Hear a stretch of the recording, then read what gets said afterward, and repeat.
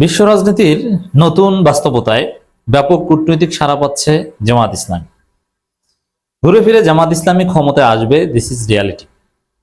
এবং বাংলাদেশের রাজনীতিতে সুপার পাওয়ার অথবা ডমিনেটিং পাওয়ার যাকে পছন্দ করে সে ক্ষমতায় আসে, এখন পর্যন্ত রিয়ালিটি এটা। অদূর ভবিষ্যতে জামাতকে গ্রেট পাওয়ার সুপার পাওয়ার পছন্দ করে ক্ষমতায় আনবে, এটাও একটা রিয়ালিটি হবে। পরিস্থিতি সেদিকেই যাচ্ছে। দর্শক, বাংলাদেশে জনগণের ভোট, জনগণ কোন পক্ষে এটা ম্যাটার করে, ইটস ট্রু। কিন্তু জনগণ ভোট দিলেই ক্ষমতা আসা যায় না। আবার জনগণের ভোট না পেলে যে বিশ্ব শক্তি আপনাকে জাগিয়ে ধরবে তাও না। আমার এই আলোচনার গভীরে যাওয়ার আগে এটা বুঝতে হবে যে অনেকেই বুঝছেন না যে বিশ্ব শক্তি বাংলাদেশের কাউকে ক্ষমতা এনে দিতে পারলে তাহলে জনগণের ভোটের দামটা কি। যেমন এটা এস্টাবলিশড হয়ে গেছে, আপনারা বিশ্বাস করেন এবং ইটস ট্রু, যে বিএনপিকে ক্ষমতা এনেছে BNP, Bharat, America, civil military bureaucracy, এগুলো নেক্সাস, এর মানে যুক্তরাষ্ট্র সব ম্যানেজ করেছে। তাহলে জনগণের ভোটের দাম কি? প্রশ্ন আসতে পারে না? না, দেখেন, প্রথম কথা হচ্ছে যে এই সুপার পাওয়ার, গ্রেট পাওয়ার, এরা আপনাকে ক্ষমতায় আনবে, কিন্তু আপনাকে আনবে এই সম্ভাবনাটা তৈরি হতে হলেই আপনার প্রায় 50% জনসমর্থন থাকতে হবে, নইলে তারা পছন্দই করবে না আপনাকে। এর মানে ক্ষমতা আসার মতো হয়তোবা 19-20 অথবা 18-20, এর মানে ক্ষমতা আসতে লাগে 20, তা আপনার 18 পেতে হবে, 2 হয়তোবা তারা ম্যানেজ করে দিবে। কিন্তু আপনার আছে 10, আপনার আছে 5, গ্রেট পাওয়ার সুপার পাওয়ার মিলেও আপনাকে 20 দিয়ে ক্ষমতায় আনতে পারবে না, আনতে যাবে না তারা।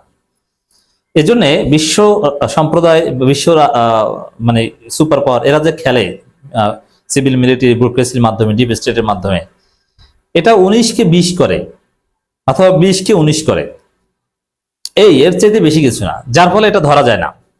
যেমন 2008 সালে আওয়ামী লীগকে ক্ষমতা এনেছে ভারত, আমেরিকা, কিন্তু বাস্তবতা হচ্ছে 2008 সালে আওয়ামী লীগের জনপ্রিয়তা এমনিতেই ক্ষমতায় আসার কাছাকাছি ছিল, অথবা এমনিতেই তারা নিশ্চিত ক্ষমতায় আসতো, হয়তোবা সিট কিছুটা কম পেত, বিএনপি জামাত একটু বেশি পেত, ক্ষমতায় আওয়ামী লীগ আসতো, এতে কোনো সন্দেহ ছিল না। কারণ বিএনপির 2001 থেকে 2006 পর্যন্ত যে ভয়াবহ দুঃশাসন এবং তারেক রহমান থেকে শুরু করে বিএনপির লোকজনের দুর্নীতি যেভাবে 2007 থেকে 8 পর্যন্ত প্রতিষ্ঠিত হয়েছে, তাতে জনগণ বিএনপি জামাত থেকে মুখ ফিরিয়ে নিয়েছিল। তো সেই জায়গায় আওয়ামী লীগ এমনিতেই ক্ষমতায় আসতো, কিন্তু তারা একটু সুন্দরভাবে এনে দিয়েছে, ঝুঁকি নিতে চায়নি। এবং এই 25 সালের নির্বাচনের কথাও যদি বলি, 26 সালের নির্বাচন, এখানেও বিএনপি ক্ষমতা আসার যথেষ্ট সম্ভাবনা এমনিতেই ছিল, অথবা জামাত ক্ষমতা আসার সম্ভাবনা ছিল। বিষয়টা ছিল এই 19-20, হয় বিএনপি 20 জামাত 19, অথবা বিএনপি 19 জামাত 20। এখন এই জায়গায় যদি এদিক ওদিক করে যে কাউকে ক্ষমতায় আনা যায়, এই মিনিমাম এরকম পরিস্থিতি হতে হবে, নইলে তো আপনাকে চুজ করবে না। এখন এবছর হয়তোবা বিএনপির 19 ছিল, বিএনপির 19-কে যুক্তরাষ্ট্র, ভারত, সিভিল মিলিটারি ব্যুরোক্রেসি মিলে 20 বানিয়ে দিয়েছে।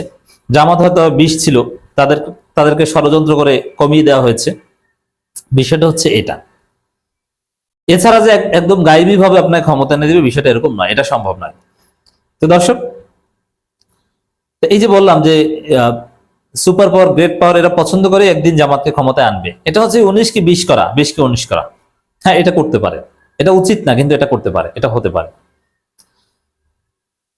যুক্তরাষ্ট্রকে ম্যানেজ করতে পেরেছে ভারতের সহায়তায়, বিএনপি ক্ষমতায় এসেছে। আর জামাতের হাত এক পর্যায়ে যুক্তরাষ্ট্র ছেড়ে দিয়েছে, জামাত চীন ঘনিষ্ঠ ছিল বেশি, যার ফলে জামাত যুক্তরাষ্ট্রের অ্যাডভান্টেজটা পায়নি। অবশ্য বাংলাদেশ এখন জামাতের চীন ঘনিষ্ঠতার অ্যাডভান্টেজ পাচ্ছে।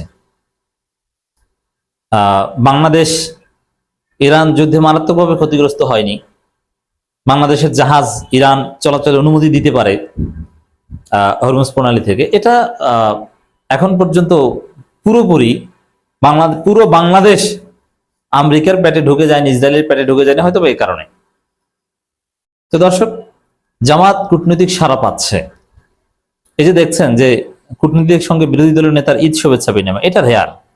এবং ঈদ শুভেচ্ছা বিনিময় যে স্বতঃস্ফূর্ততা, এটা অসম্ভবকে সম্ভব করা হয়েছে। বিশেষ করে ভারতেরটা দেখেন, ভারতের রাষ্ট্রদূত, হাই কমিশন। প্রণয় ভার্মার সাথে জামাতের যে ঘনিষ্ঠতা, এটা অসম্ভব ছিল একসময়।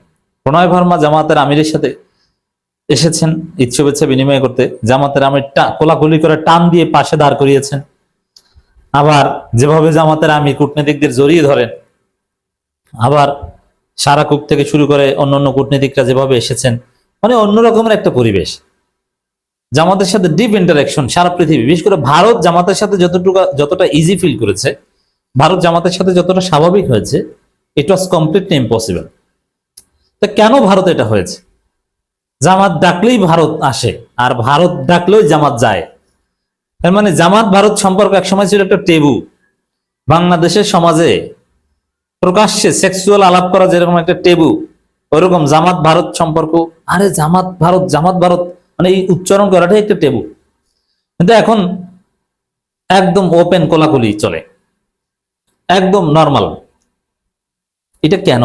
যে এই কূটনীতিকদের সারা, এই যে ভারতের এই সারা, রাশিয়া, যুক্তরাষ্ট্র, যুক্তরাজ্য, বিশেষ করে চীন তাদের যে ডেভেলপমেন্ট কার্যক্রম, এটা জামাতের মাধ্যমে করাতে কমফোর্ট ফিল করে। এটা তো রমজান মাসে দেখেছেন আপনারা। এটা আসলে বিশ্ব রাজনীতির বাস্তবতার কারণে, যে ইউএস হেজিমনি ইজ ডিক্লাইনিং, চীনের উত্থান, আর চীন জামাতকে পছন্দ করেছে।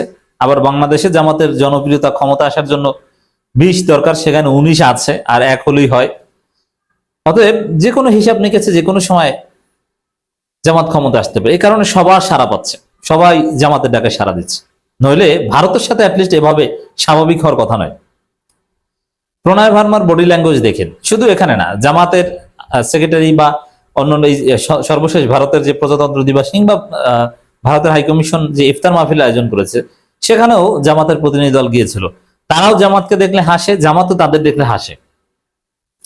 দুই গ্রুপের মধ্যে এখন ভারতের হেজিমনি কিংবা বাংলাদেশকে ডমিনেট করে, আমি এই বিষয়ে আলোচনা করছি না। আমি আলোচনা করছি জামাত ভারত সম্পর্ক নিয়ে। জামাত তার ক্ষমতায় নাই, জামাত ভারতের সাথে সম্পর্ক করে তার বাংলাদেশকে ভারতের হাতে তুলে দিতে পারবে না। কিন্তু বিরোধী দল হিসাবে তারা যে অসম্ভব রকমের একটা সুসম্পর্ক হয়েছে, একজন আরেকজনকে দেখলে হাসে। মানে কি, যে তুই আমি নিষিদ্ধ ছিলাম, এখন তোরা আমরা একসাথে কোলাকুলি করি, ডলাডলি করি, দুইজনই হাসে। এটা রহস্যজনক, এবং এটা জামাতের জন্য একটা বিরাট অর্জন, ভারতের জন্য বিরাট অর্জন, এবং এটা একটা রিয়ালিটি যে রাজনীতি এখন যে জায়গায় এসেছে, জামাতকে ক্ষমতায় মেনে নিতে সবাইকে প্রস্তুতি নিতে হচ্ছে। তা কূটনীতিকদের সঙ্গে বিরোধী দলীয় নেতার ঈদ শুভেচ্ছা বিনিময় এবং প্রধানমন্ত্রীর সাথে কূটনীতিকদের ঈদ শুভেচ্ছা বিনিময়, সেখানে উপস্থিতিদের মধ্যে কোনো পার্থক্য ছিল না। ওখানেও সবাই এসেছে, এখানেও সবাই এসেছে, সমান সমান। এই সারা কেন পাচ্ছে? যুক্তরাষ্ট্রের পাওয়ার ডিক্লাইনিং, চীনের উত্থান, যার ফলে জামাতের গুরুত্ব বাড়ছে।